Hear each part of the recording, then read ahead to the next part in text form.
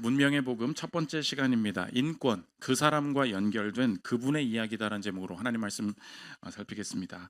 오늘부터 우리가 이 시대에 옳다고 생각하는 많은 가치들이 어디로부터 왔는가 그 뿌리를 살필 텐데, 그 핵심은 세상의 여러 가지 고대 역사, 그런 데를 찾아봐도 우리가 지금 당연히 옳다고 생각하는 가치들이 이 세상으로부터 오지 않고 하나님으로부터 왔다, 복음으로부터 왔다. 그래서 이 세상에 이게 고귀하다, 우리가 지켜야 될 가치다라고 생각하는 모든 가치들이 복음에서부터, 성경에서부터 출발했음을 살펴보는 그런 가치들이 어디를 어떻게 그렇게 시작되었나라는 것을 살피도록 하겠습니다.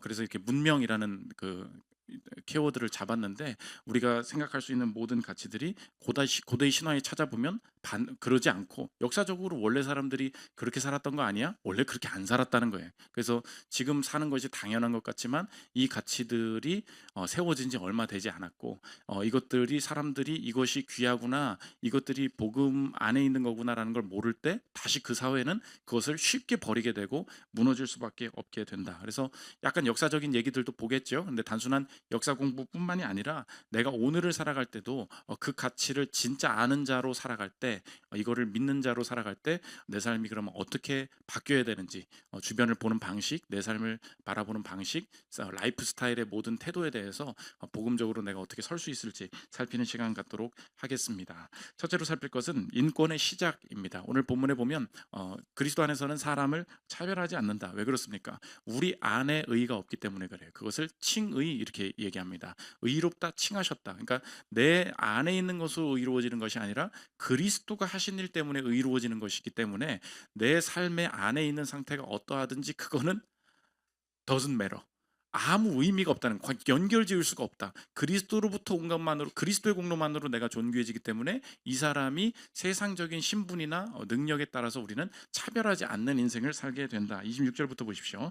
너희가 다 믿음으로 말미암아 그리스도 예수 안에서 하나님의 아들이 되었으니 누구든지 그리스도와 합하기 위하여 세례를 받은 자는 그리스도로 옷 입었느니라. 너희는 유대인이나 헬라인이나 종이나 자유인이나 남자나 여자나 다 그리스도 예수 안에서 하나이니라. 지금 그 당시에 있었던 세상적인 사회적인 신분의 구별들을 일부러 보여주고 있습니다. 예수 안에서 하나 되었다면 왜 교회 안에서는 그렇게 해야 됩니까? 그리스도의 공로만으로 우리가 자녀된 것을 알기 때문에 세상의 어떤 신분의 차별, 나이의 차별, 성별의 차별, 이런 것들이 내 삶에 하나님께 나아가는 그 플러스 요인이 될 수도 없고 내 장애 요인이 될 수도 없다.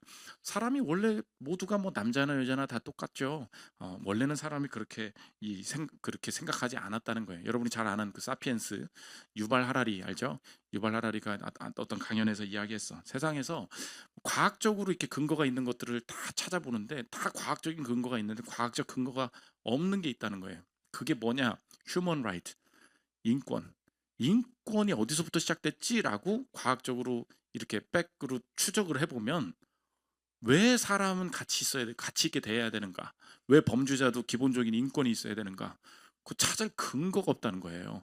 그냥 그런 줄 알지 왜 그랬을까? 없어요, 세상에. 들어보십시오. 유발 하라리 얘기입니다. 오늘날 세계에서 대부분의 사법 체계는 인권에 대한 믿음에 근거를 둔다. 그런데 인권이란 무엇일까? 인권은 하나님과 천국처럼 우리가 지어낸 이야기일 뿐이다. 이분 얘기예요. 객관적 실제가 아니다. 호모사피엔스에 관한 생물학적 사실이 아니다. 인간을 데려와서 해부한 다음 안을 들여다보라. 심장과 신장, 뉴런, 호르몬, DNA를 발견할 것이다. 하지만 인권은 발견할 수 없다. 인권을 발견할 수 있는 유일한 영역은 우리가 지어내고 퍼뜨린 이야기 속이다. 이 사람은 이 복음을 지어냈다고 생각을 하는 거예요. 들어보십시오. 그것은 매우 긍정적인 이야기, 매우 좋은 이야기일 터이다. 하지만 그래도 우리가 지어낸 허구의 이야기일 뿐이다. 실제로는 아무리 사람 속을 해부해 봐도 사람이 같이 있어야 될 이유를 찾지 못한다는 거예요. 근데 왜 사람들이 그렇게 사느냐? 그냥 그렇게 살아왔고 우리가 허상을 만들어냈다는 거예요. 사람은 같이 있어야만 하니까 그런 스토리를 한번 만들어 보자. 그래서 하나님이나 성경이나 이런 걸 우리가 메이크업했다, 만들어냈다, 이렇게 하니까 있는 거지 실제로는 찾아낼 수 없다 이야기한다는 것입니다. 실제로 그래서 고대로 많은 고대에 우리가 알고 있는 사람들이 그 누군가를 이 그 생명을 소중히 여기고 그 사람의 인생을 가치 있게 여기고 그렇게 살지 않았다는 거예요. 여러분이 잘 아는 아리스토텔레스, 플라톤, 그래서 사람마다 급이 있고 죽어야 되는 사람이 있고 살려야 되는 사람이 있고 다 그렇게 봤다는 거예요. 그래서 그 1세기에 유명한 그 재밌는 편지 중에 어떤 사람이 자기 아내한테 쓴 편지가 있어요. 힐라리온이라는 사람이 그 아내한테 쓴 편지인데, 아내가 이제 임신을 해서 이렇게 그 애를 낳게 되나 봐요. 근데 멀리 일을 하러 좀 갔다 와야 돼. 멀리 일해서 이제 돈 벌고 와야 되는데 뭐라 그러냐? 당신 잘 있죠? 근데 아이가 아들인지 딸인지를 그때 모르잖아요. 그래서 뭐라 그러냐? 아들이면 살리고, 너무 편지가 다정해. 근데 아들이면 살리고 딸이면 버리세요. 얘기하는 거예요. 힐라리온이, 아내가 이름이 알리스인데 들어보십시오. 나는 아직 알렉산드리아에 있어. 다들 돌아왔는데 나만 알렉산드리아에 남아 있다고 걱정하지는 말아요. 우리의 태어날 아들을 잘 돌봐줄 것을 당부하오. 돈은 받는 대로 당신에게 보내주겠소. 내가 집에 돌아가기 전에 아이를 낳는다면 남자이면 키우고 여자이면 버리시오. 날 잊지 말아요라고 당신이 말했는데 내가 어찌 당신을 잊겠소. 그런 걱정일랑 하지 말아요. 이분 꽤 로맨스가 있죠. 내가 당신을 어찌 잊겠소. 여기까지 보면은 이거는 로맨스야. 근데 그 앞에 여자일랑 버리시오. 갑자기 공포로 바뀌죠. 이 사람 도대체 뭐냐? 근데 어떻게 한 남자의 사랑 고백에서 이런 게 나올 수 있냐? 그땐 당연했다는 거예요. 남자가 나오면 갖다 키우고 여자가 나오면 그냥 버려도 된다. 그래서 실제로 그 그레코 로만 사회에 성비가 남자가 135, 여자가 100이었대. 이 수치는 나올 수가 없는 수치라는 거예요. 조작하지 않으면. 그래서 없었던 게 있는데 여자가 잘 없었고 남 장애 아동이 없었다는 거예요. 오, 그땐 건강했나 봐요, 목사님. 왜 장애인들이 없을까요? 다 갖다 버렸으니까. 다 갖다 죽였으니까 없었다는 거예요. 그 로드니 스타크 교수님이 쓴 얘기인데 들어보십시오. 기독교의 발흥이라는 책에 나온 얘기입니다.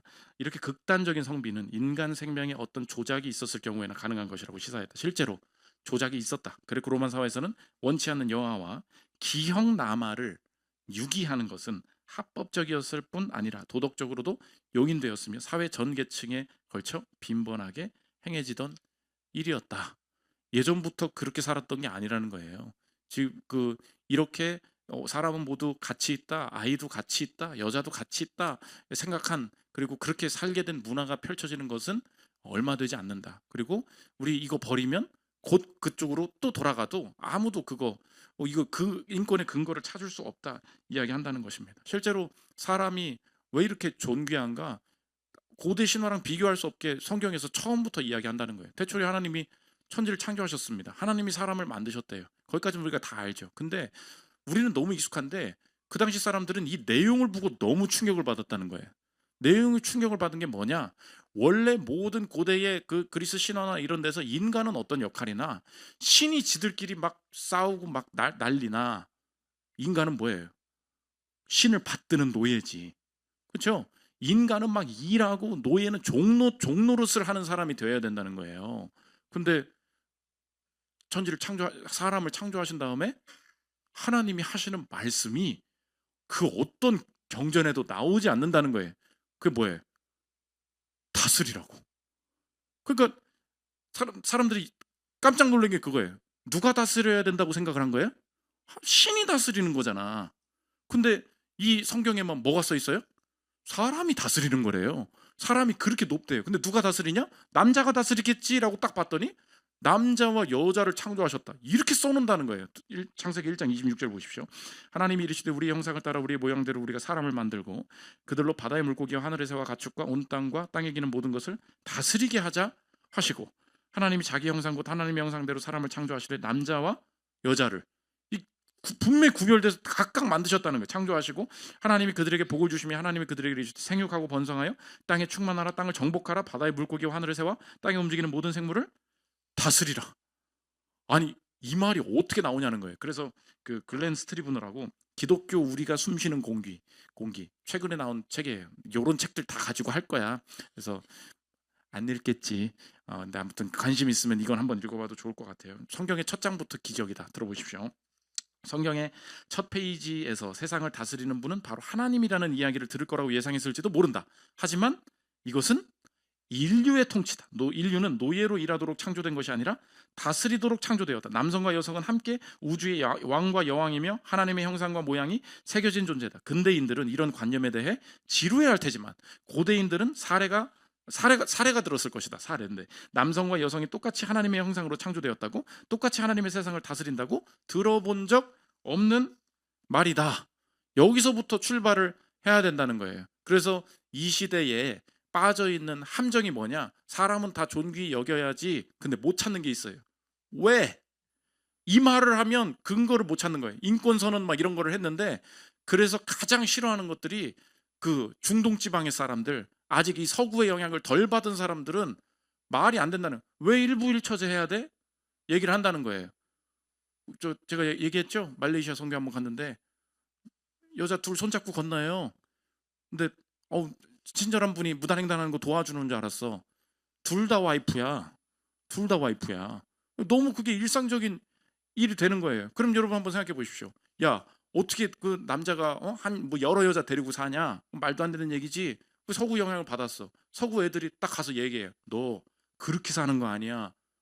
그럼 뭐라 그랬어요? Why? 그럼 뭐라고 대답할 거예요? 마땅히 그래야 되니까. 왜 마땅히 그래야 되는데? 그럼 딱 얘기하는 거예요. 니네 서구의 생각을 강요하지 마.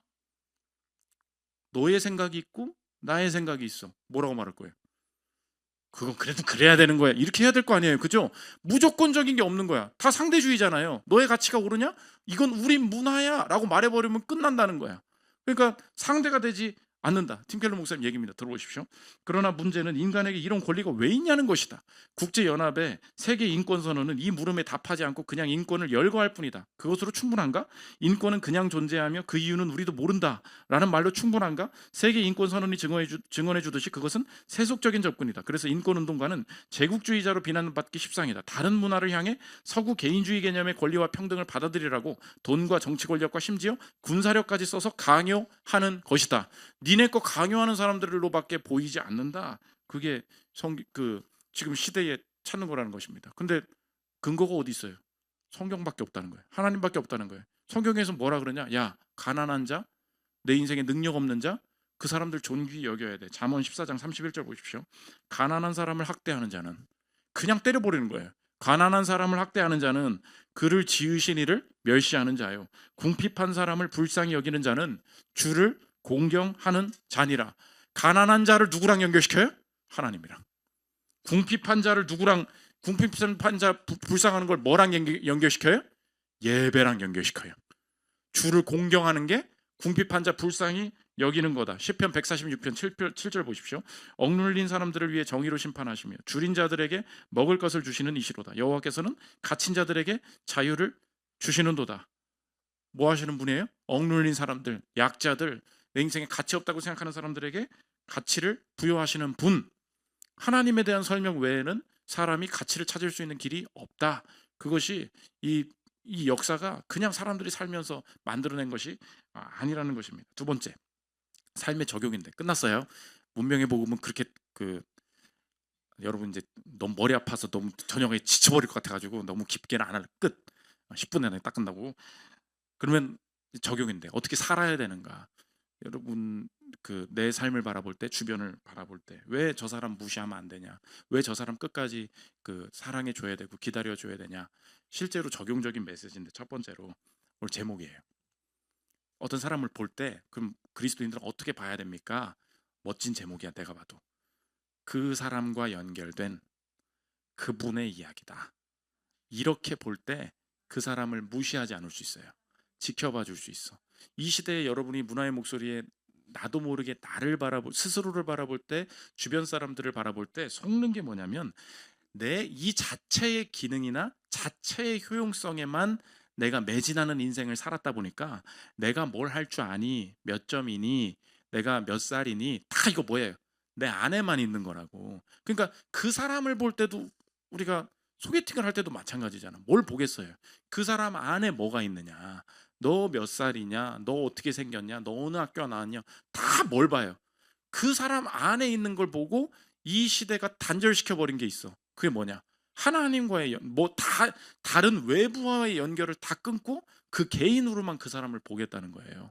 그러면 그 안에 있는 것이 충만할 때는 내가 이 세상에서 상품 가치가 좀 생기지만 그게 시들해지거나 비어 있거나 채워지지 않은 사람이면 어때요? 그러면 이 안에 있는 게 없으니까 그걸 뭘로 연결시켜요? 살아갈 가치도 없는 것이다. 그만 살아도 된다. 다 뭐랑? 내 안에 있는 것만 연결이 되니까. 여기서 가치가 떨어지면 존재의 가치가 완전히 없어지는 거지. 성경은 어떻게 본다고요? 그 사람과 연결된 그분의 이야기라고. 연결되면 가치가 완전히 달라져요. 재밌는 얘기 할까? 인간이 이게 어떤 똑같은 건데 외부랑 연결되면 가치가 확 찌는 게 있어요. 에미넴 알죠? 래퍼 에미넴. Lose Yourself. 너무 옛날 얘기입니까? Lose Yourself 몰라? 집에 가면서 들어봐요. 근데 만약 우리 때는 그거 외우는 게 Never Let It Go 막 하는 게 그거였어. 아무튼 여기까지. 그 가사지가 있거든. 가사지. 뭐 이거 나도 이거 설교 준비할 때 뭐 끄적거리는 거 아니에요. 근데 이거 얼마 줄래? 내가 팔을게. 저도 안 가져. 아, 목사님 이면지 갖다 버리세요. 그럴 거 아니에요. 근데 에미넴이 Lose Yourself를 썼던 그 가사지 그거 팔렸어요. 채 1,200만 원에. 뭔데? 그 무슨 의미야? 근데 팍 써 있거든. 그거 사겠다는 거야. 이 종이죠. 그냥 종이 쪽에 낙서한 종이 쪼가리잖아. 그게 에미넴이랑 딱 연결이 되니까 1,200. 안젤리나 졸리의 15살 화보 1억 2천. 그러니까 누구 사진이냐? 내가 화보 찍어서 여러분 살 거냐고. 스팸 차단할 거 아니에요. 그렇잖아. 너무 이상하네. 아무튼 브리트니 스피어스 알죠? 브리트니 스피어스의 씹던 껌. 뭐, 더럽잖아. 봐봐, 진짜 더럽잖아. 브리트니 스피어스의 씹던 껌 1,700만 원. 껌도 천만 원이 넘을 수가 있어요. 커트 코베인의 기타 72억 원. 그거 왜 사는 거야? 남들은 모르지. 목사님 아는 사람들은 안다고. 이거 싼 거라고. 그쵸? 아는 사람들은 안단 말이에요. 존 레논의 안경. 자, 이거 얼마? 이거 맨날 요새 삐걱거려가지고 이거 안 맞는단 말이야. 서창희 목사님 10년 동안 설교한 안경이라고. 갖다 버리시고 새 거 사시라고 할 거 아니에요. 존 레논의 안경 2억 원. 마지막 마를린 먼로의 엑스레이 5,600만 원. 이거 다 지금 경매로 나간 거예요. 아니 뭐 어쩔 건데 뼈. 그렇잖아요. 여러분 이때 느껴지는 게 뭐예요? 이 사람들 왜 저래? 미친 거 아니야? 아니라니까. 가치는 그런 게 아니야. 가치는 언제나 뭐랑 연결돼요? 그 안에 없어. 종이 쪼가리 루즈 요셀프가 써 있는 안에 없다고. 이게 누구 건데? 에미넴이 쓴 거야. 에미넴이. 외부와 연결될 때 가치가 드러난다고요. 그러면 여러분의 인생에도 내가 저는 사람들 평등하게 대해요. 종이나 자유인이나 내가 그 갈라디아서 말씀 알아요. 그리스도인들은 저렇게 사람 차별하고 그렇게 안 해요. 라고 말은 한다니까요, 우리가. 근데 실제로 내 삶을 얘기하는 거야. 삶 속에서 어떤 사람을, 그리고 내 자신을 바로 옆에 있는 그 사람을 바라볼 때 내가 순간적으로 이게 작동을 해야 되는, 작동 안 하는 게 있다고. 어떻게 적용해야 돼요? 그 사람과 연결된 그분 얘기예요. 그러면 그 사람이 어떤 상태에 있든지 우리가 그 삶이 진행되는 과정을 무시하지 않아. 취업했어? 돈 얼마 모았어? 우리가 지금 체크를 하잖아요. 어떤 상태를 체크를 하잖아.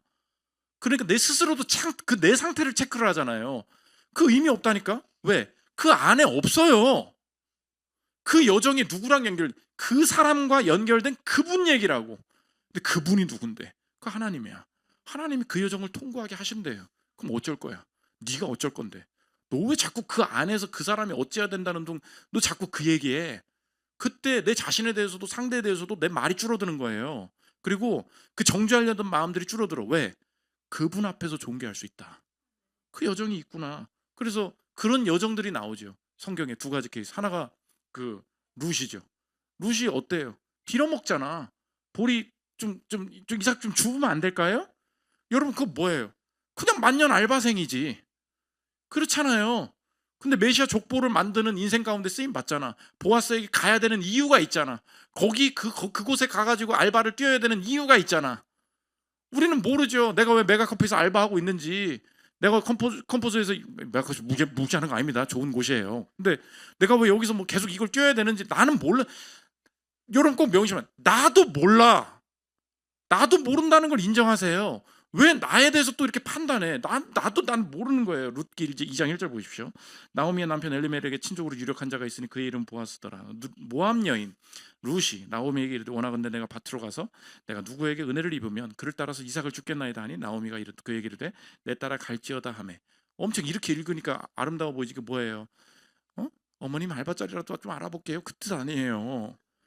너 언제까지 취업 안 되고 그렇게 있을 거니 그 얘기 아니에요. 뭐라도 좀 뛰어봐라 그 얘기 아닙니까? 쿠팡 새벽 배송이라도 해봐라 그거 아니에요.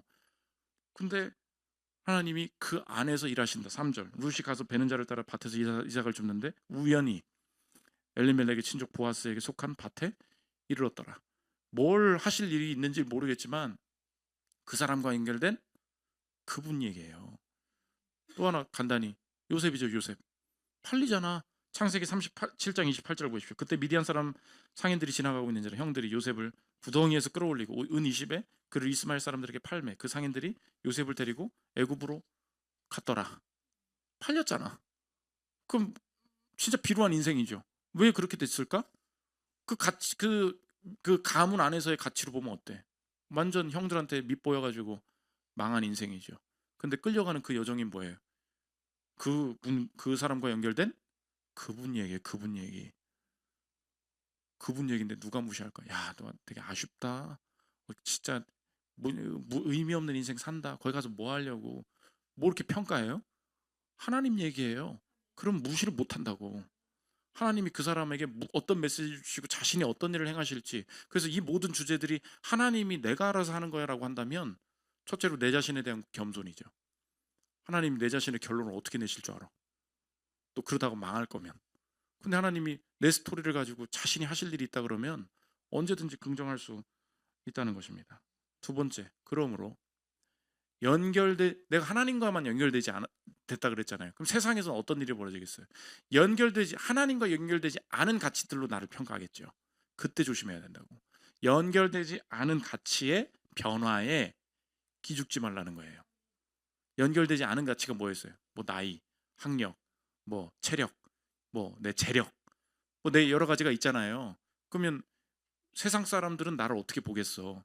하나님과 연결된 인생으로 보지 못하니까 내 자신을 그것만으로 평가를 할 거 아니에요. 그러면은 거기서 자꾸 나는 하나님의 자녀야 이러지 말라고. 그 사람한테 하나님이 없잖아요.